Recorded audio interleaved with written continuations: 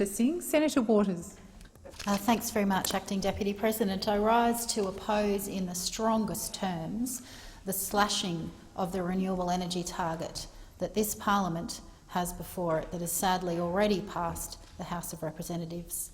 So let's be left in no doubt. Today before us we have a bill to cut our renewable energy target from 41,000 gigawatt hours down to 33,000 gigawatt hours. At this very point in history, right when the clean energy sector was absolutely booming in this nation, where it's been booming globally, where it is clearly part of the solution to the climate challenge that we all face as global citizens. Right at this very minute, this government, and sadly the opposition, are now deciding to cut that ambition, to reduce clean energy production in this country. When we were on track to overshoot that target, when we were on track to create a burgeoning industry of the future that we know is more job intensive than fossil fuel energy production, and that we know will safeguard our existing industries that need the climate to stay healthy, like agriculture, like tourism on the Great Barrier Reef, which is already being slammed from climate change and stands to sadly be gone by the end of the century if we continue on the emissions trajectory that we're on. So it is an incredibly sad day for this parliament to be standing here debating slashing the clean energy target. We've already unfortunately cut the carbon price in this parliament. We've lost the mining tax in this term of government, and we're now seeing the renewable energy target slashed. Absolute lack of foresight and denial of science boggles the mind. Perhaps we should expect no less from the man who has as his chief business advisor, somebody who thinks that climate change is a UN hoax, somebody who thinks that coal is good for humanity, and somebody thinks that wind farms are ugly and noisy and, gee, the health impacts should be investigated. Well, no, no, no, or as the Prime Minister says, nope, nope, nope. Wind energy is perfectly fine for people's health. The NH&MRC has found that time and time again. Coal is not good for humanity, for goodness sake. If you stopped sacking the scientists and started listening to them, you'd know that it is damaging the global climate, jeopardising our economy, which you profess to care about. And of course, the fossil fuel sector, who bankroll, sadly, both of the big parties in this place, but particularly the government, they keep on kicking in the dollars into their back pockets to help them get re-elected.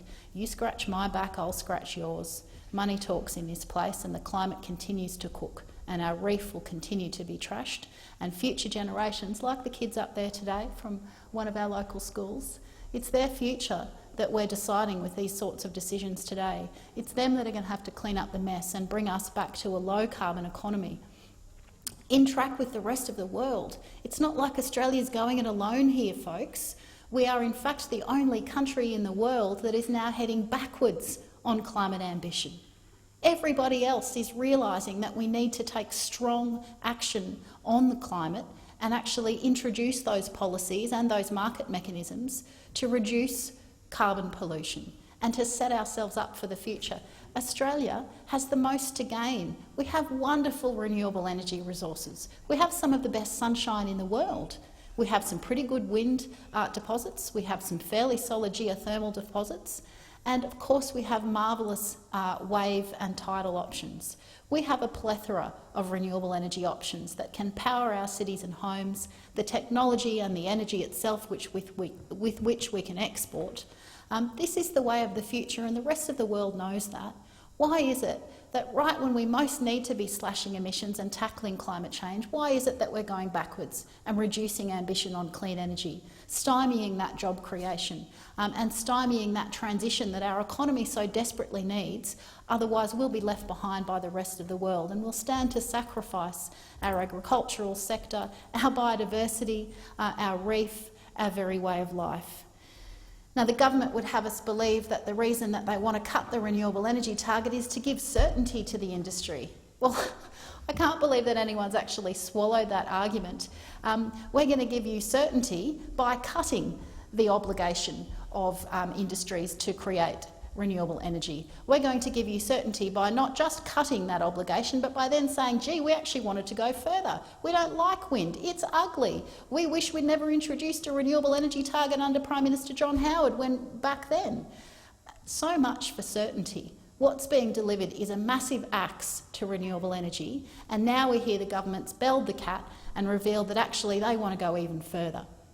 Now, this is a real travesty to an industry that suffered under 18 months of this government's attack, with review after review, looking for any premise to cut the renewable energy target, and now they've unfortunately found some support amongst the opposition ranks to do so. It is an incredibly sad day for the climate.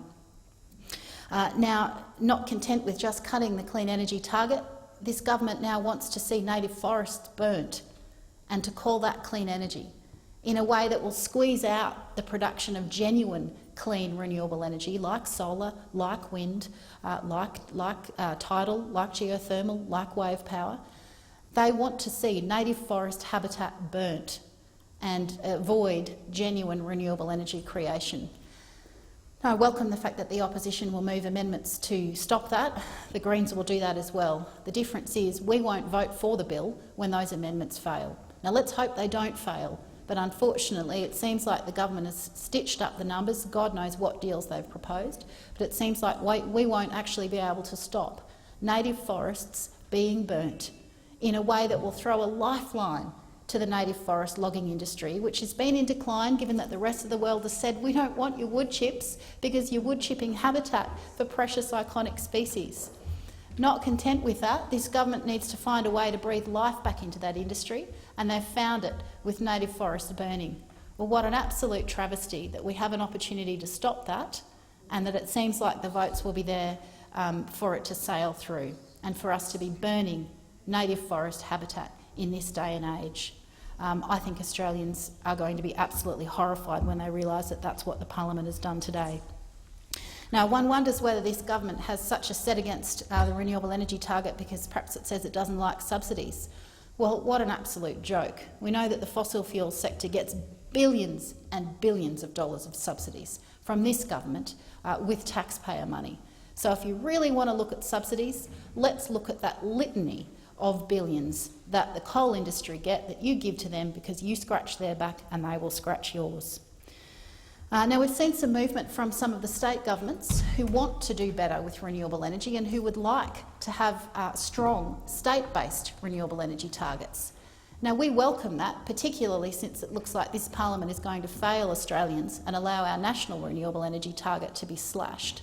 We would welcome the states being allowed to still have higher clean energy ambitions. So I'm flagging that we'll be moving an amendment to remove a particular provision of the Act that stops states having a stronger renewable energy target. Now, I'm seeking support from all parties for that amendment, because just because this particular government doesn't understand climate science and hates clean energy does not mean that it should be able to stop the states from listening to the science and doing what's necessary to foster new industries that can actually help protect the climate. So let's hope that we will see some good sense prevail and the states will still be allowed to have their own strong renewable energy targets.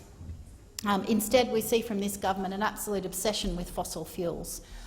We know that they're in bed with the coal sector. We know that they'd love to see coal seam gas wells rolled out across the landscape. And even some of their own in other states, I saw in northern New South Wales, we finally see some recognition from one of the big parties that actually coal seam gas really is damaging to land and water and the climate, and we know in Queensland to the reef as well, for all of the coal and gas ports that are being deepened and expanded for its export. So even amongst your own ranks, finally, there are people realising how damaging coal seam gas is, and yet this government is steamrolling ahead, rolling out the red carpet for the fossil fuel industry. Not content with just those two provisions, of course, this bill also gives even more exemptions to emissions-intensive trade-exposed industries. It says it's not enough that you've got a 50 to 75% exemption. We want to give you a complete exemption because here in the Abbott government, we love big business, we love the big end of town, we love propping up the fossil fuel sector, and we don't like these new clean energy guys. We want to make sure that these emissions-intensive trade-exposed industries can just keep on polluting for free, don't need to lift a finger in that transition to clean energy. And again, leave Australia as the rust bucket of the world when it comes to clean energy ambition. Given the time, Acting Deputy President, I will conclude by saying this is a revolting bill that slashes clean energy generation. That is the worst possible time in history to be taking a backward step. We know what fantastic opportunities there are economically, employment-wise, environmentally, from actually having strong clean energy production targets and from making that transition along with the rest of the world, who are already, sadly, much more advanced than we are in this nation. And today the parliament has that tough decision to make. Does it slash the renewable energy target and throw its lot in with old coal? The coal that we're told is good for humanity, the coal that we're told global warming is just a UN hoax and, gee, wind farms are ugly.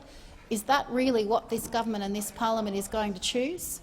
Well, we'll find out later in the day, and from the smirks that I can already hear from the government side of the chamber, they're laughing all the way to the bank with their coal mining mates, and the rest of the community is left to suffer.